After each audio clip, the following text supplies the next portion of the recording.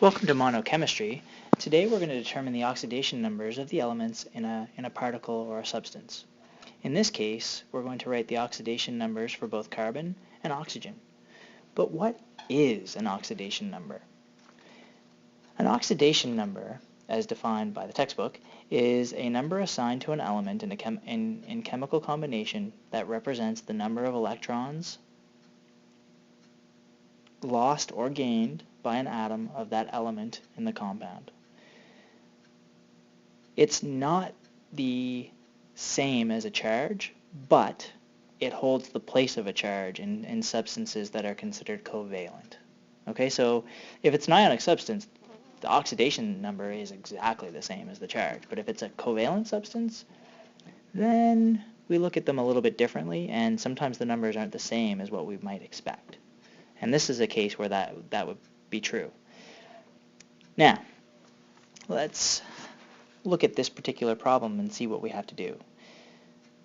I want you to make sure that when you do these problems that you, for the first little bit anyway, you have your little table that I gave you in class on how to work out oxidation numbers. And the first rule on the table is that all group 1 metals have a +1 oxidation state. All group 2 metals, the second rule, have a +2. Oxygen almost always, 99% of the time, takes a -2 charge, except for when it's in a peroxide, like this. Okay, in this case, the oxidation state of the oxygen is only -1. Okay, but in all other cases, the oxidation state of an oxygen is going to be -2, and that says it in the chart. Okay, all right, so you should have that. To determine this, though, here's what you need to do. Step 2 is to determine the charge of the oxidation of any known elements. There will only ever be one unknown element in any given question that we have. So if you look in this, you can see that the only unknown is the carbon.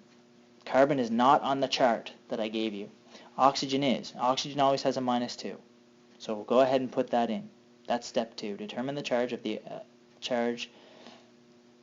Determine the oxidation of any known elements. Let's fix that. Determine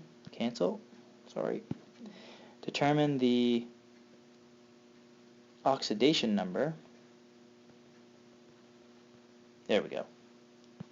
Determine the oxidation of any known elements. In this case, that would be oxygen. Let's move on.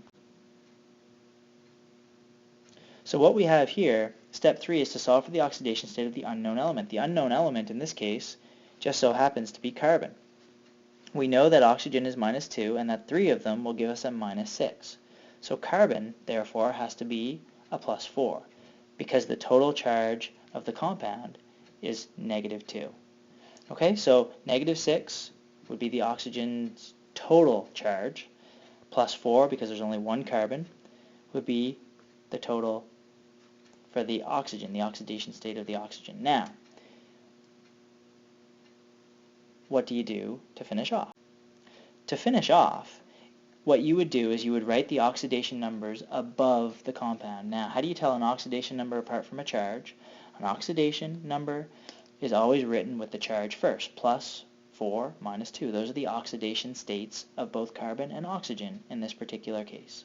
Okay, so the very last thing, step 4, is to write the oxidation numbers above the element for each thing in the compound.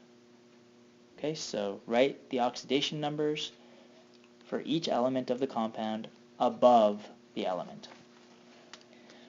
Okay, so that in a nutshell is how you do some oxidation numbers. Okay, now here's the thing. Again, you're only ever going to have one unknown thing in a compound. Okay, so let's say you have something like this.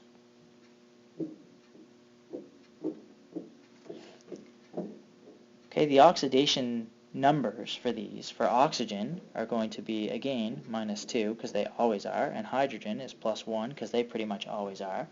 Now think about it. We could set this up the same way. We know oxygen is -2, so oxygen gives us a total of -6. The hydrogens, because there are 2 of them, give us a total of +2. the overall charge of this compound was 0 because it was H2CO3,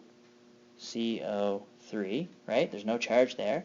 So the carbon has to be what? Plus 4. Okay, so it doesn't matter if you have a compound or just a simple polyatomic ion, you can always determine the overall oxidation states of each of these things.